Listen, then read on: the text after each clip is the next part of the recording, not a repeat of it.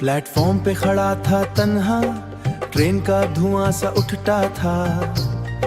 Announcement के बीच में दिल तेरा नाम ही पढ़ता था। टिकट मेरे हाथ में थी पर मंजिल का पता ना था। फिर तूने मुड़ के जो देखा मुझको लगा खुदा यही था। ब्लू दुपट्टे का हल्का झोंका मेरे दिल तक सीधा आया। सूटकेस के साथ तेरा चलना जैसे गीत कोई गुनगुनाया। चाय वाले ने आवाज लगाई पर मैं तो बस तुझे ही देखा। एक पल का हो छोटा लम्हा दिल ने सालों तक लिख के रखा। आवाज हुई, आवाज हुई,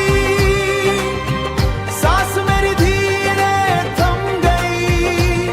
तू विंडो मेरी वहीं जम गई।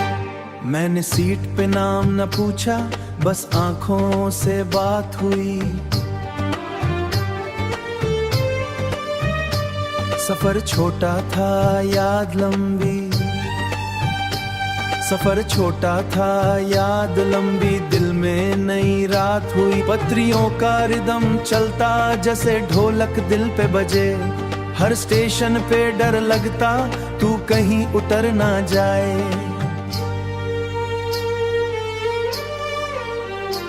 तूने फोन पे गीत लगाया, मैं हवा में उसको सुनता।